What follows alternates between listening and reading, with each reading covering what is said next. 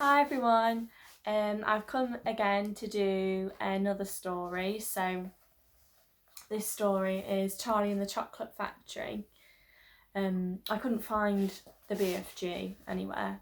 I don't know, we do have it, but I don't know where it is. So, but I love Charlie and the Chocolate Factory, and if you watch the film, you might think you know the story, but actually this is a little bit different. So, definitely worth reading. And Mabel's here. I'll just show you Mabel. I know we like to see Mabel. She's asleep again. She's been on her walk, so she's a bit tired.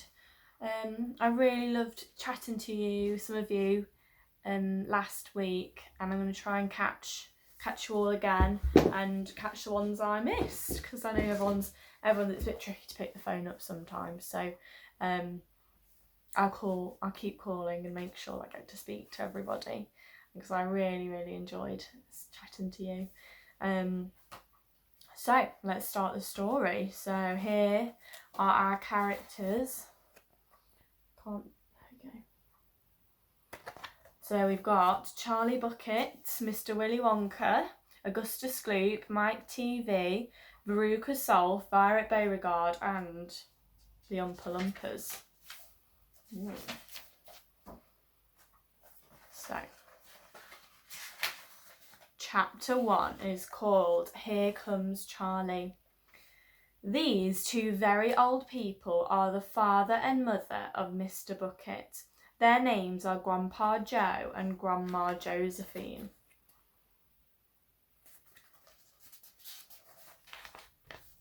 And these two very old people are the father and mother of Mrs Bucket. Their names are Grandpa George and Grandma Georgina. This is Mr Bucket and this is Mrs Bucket. Mr and Mrs Bucket have a small boy whose name is Charlie Bucket. This is Charlie. How do you do? And how do you do? And how do you do again? He is pleased to meet you. The whole family, the 6 grown-ups, count them, and the little Charlie Bucket live together in a small wooden house on the edge of a great town. The house wasn't nearly large enough for so many people, and life was extremely uncomfortable for them all. There were only 2 rooms placed together, and there was only 1 bed. The bed was given to the 4 old grandparents because they were so old and tired. They were so tired that they never got out of it. Grandpa Joe and Grandma Josephine on this side, Grandpa George and Grandma Georgina on this side. Mr and Mrs Bucket and little Charlie Bucket slept in the other room upon a mattress on the floor.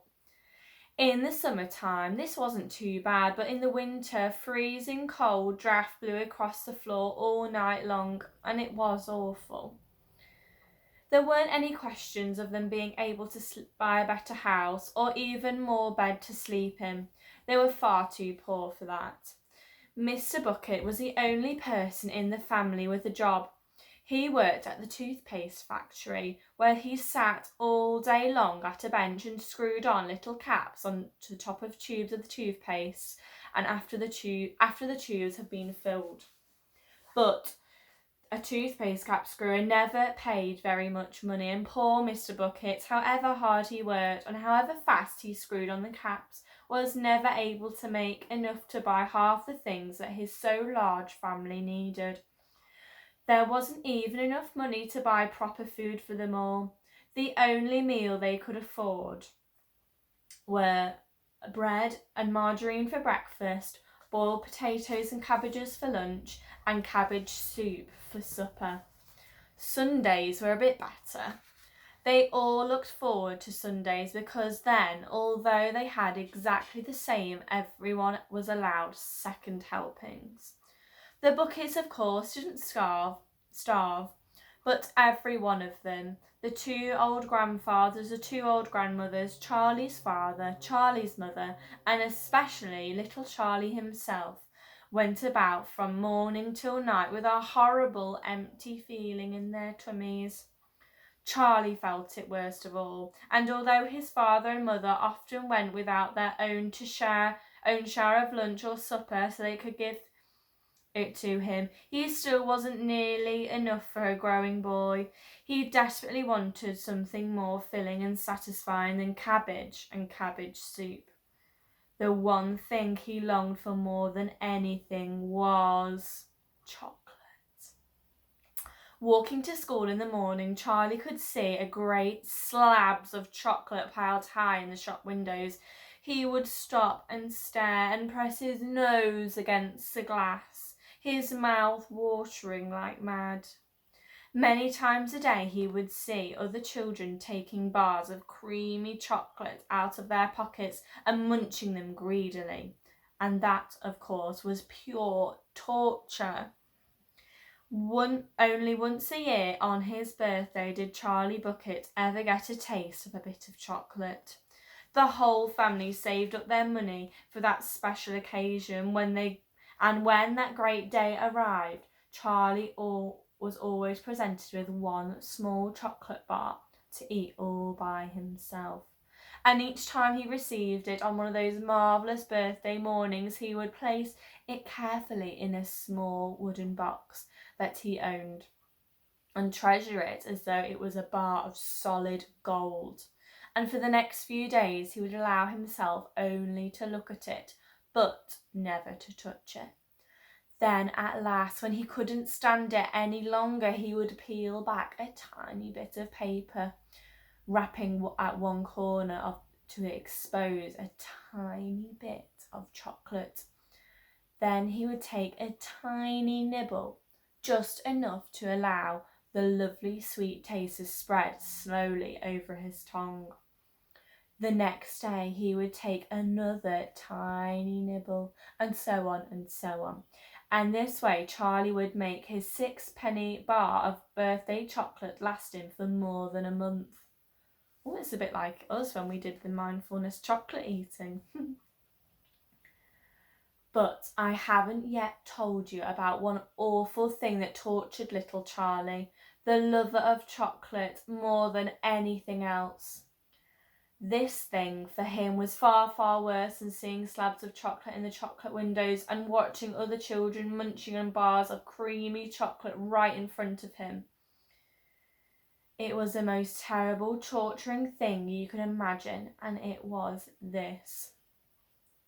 In the town itself, actually within sight of his house in which Charlie lived, there was an enormous chocolate factory. Just imagine that. And it wasn't simply an ordinary enormous chocolate factory either. It was the largest and most famous chocolate factory in the whole world. It was called Wonka's Factory, owned by a man called Willy Wonka, and the greatest inventor-maker of chocolates that there'd ever been. And what a tremendous and marvellous place it was. It had huge iron gates leading into it and high walls surrounding it, and smoke belching from the chimneys and a strange whizzing sound coming from deep inside it. And outside the walls for half a mile around in every direction, the air was scented with a heavy, rich smell of melting chocolate. Twice a day, on his way to and from school, little Charlie Bucket had to walk right past the gates of the factory. And every time he went by, he would begin to walk very, very slowly. And he would hold his nose high in the air and take a long, deep sniff of the gorgeous chocolatey smell around him. Oh, how he loved that smell, and oh, how he wished he could go inside the factory and see what it was like. Right, we'll stop there. I've got a little bookmark. Oh, that's exciting, isn't it? Do you know, when I used to live in York, and York had a chocolate factory, and you can smell the chocolate from there, and it always made me want to have chocolate brownies. Right. Mabel keeps kicking me. I'll show you. Right, well, I will read you another chapter. Oopsie. Another chapter soon, and we'll find out if Charlie gets to see what's inside the chocolate factory. And I'll see you then. Bye, guys.